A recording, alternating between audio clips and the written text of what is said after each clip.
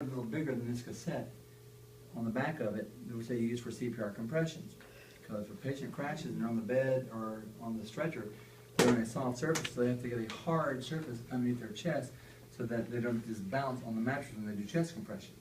So get that board and turn it crosswise so it goes under both hips. Okay, so then when you have help, you roll the patient, you can use this board and lift it, slide that under, slide your cassette out.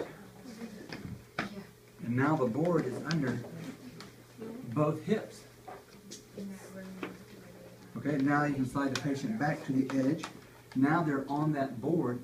Okay, what if for some reason they don't have a crash cart there? Can you use the back of the cassette? Use an extra cassette. An extra cassette, because it's going to get followed. Right. Okay, so if they don't have that CPR board, you just use an extra cassette. Now the patient, and remember you want it crosswise so it's under both hips. If you turn it lengthwise, it's only going to be on one hip and the patient's going to be canted like this. Alright? So that's step one. Get the patient over the edge of the board, and at the bottom have the note, if they're on some kind of mattress, get a hard surface under them. Alright? Now whether this is a 10x12 or a 14x17 grid, it don't matter. I'll use a big cassette just to, because only two places that I know of now have a 10x12 grid. Twin Cities and Crestview. Crestview has 10x12 grid now, which I didn't know. My arm is centered to mid-thigh and parallel to the Hold on. leg. Don't get ahead of me. I was reading it. Alright? So if you notice, on this I have it so that the leg, the long leg of the stand is pointing away, so I can get the cassette right up to the patient. Alright? So again, now the first thing I'm going to do is, alright, the table is as low as it will get. Alright? So if the patient's as low, if the table's as low as it, if the patient table is as low as it will go, alright, what can I do? Raise the table. Alright? So I'm going to put the cassette right here, right, and just go and raise the table for me someone.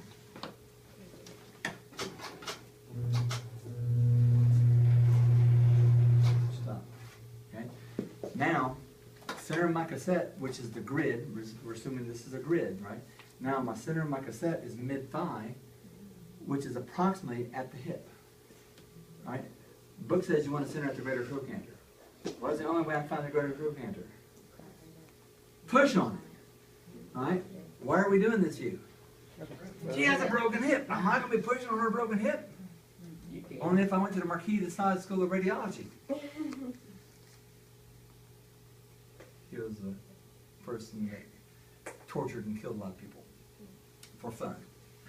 I think it was a Spanish Marquis. Bonus questions. No, I gave you the answer. Okay? So, alright, now you want to place the grid. The grid is at the level of the right before I do that though, I want to make sure I'm centered in my grid. Right? So,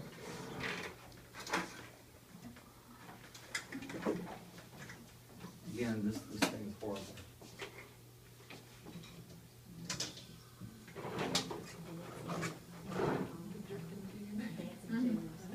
Okay? So I'm centered.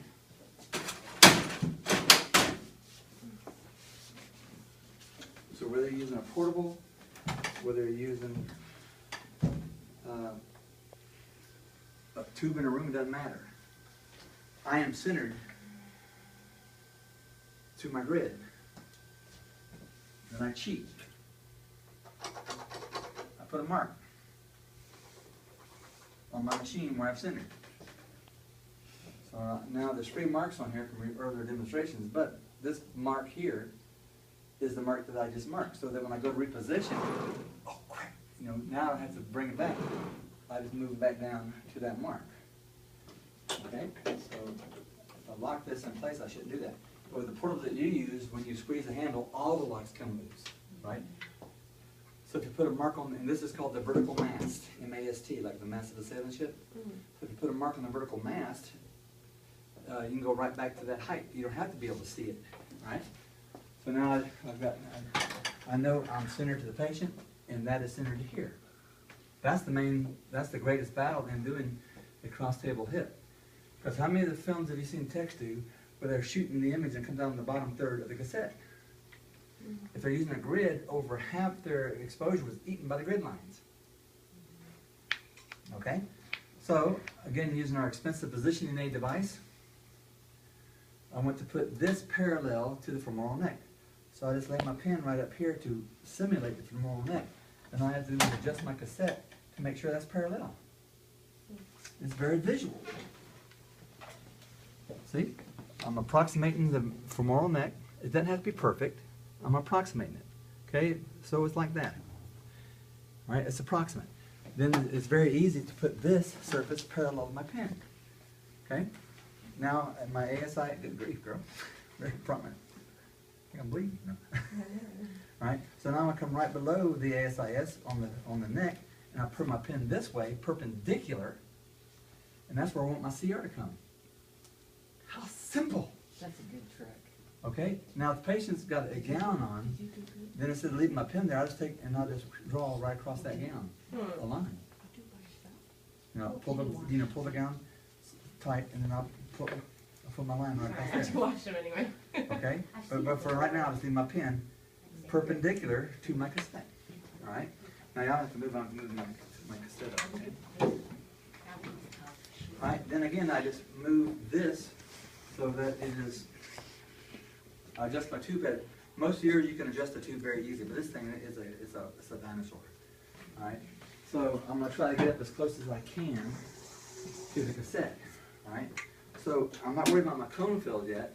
So you see, I've got my cone field open. You can see the center line right there. So all I need to do is move this monster up a little bit. Okay. So move it up a little bit more. Now, on these, you're going to have an extremely large SID. All right. Ideally, I'd be up a little further. All right. Okay. So I've got my center line coming right over my pen. So this means I need to move my cassette upper body a little bit. Now, sometimes you may have to have the patient raise this arm over their head if they can, so I can bring my cassette up like this. Okay? And if I move my cassette, oh well, just put my pen back this way to get it parallel. Okay? Now I'm centered. Approximately centered.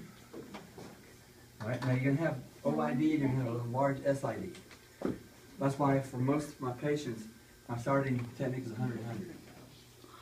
Depends on which room you're working at, because of the distance. Okay? And I'm going to cone down. Where are you going to shoot on the floor? Huh? Same? I just cone down to this. You see the shadow here? And the shadow just comes up to the bottom skin surface. What's that? I'm at the top skin surface also. Then I'll put my marker down here at the skin surface, because it won't be in the bone. And then that, of course, this has a slight upper tilt.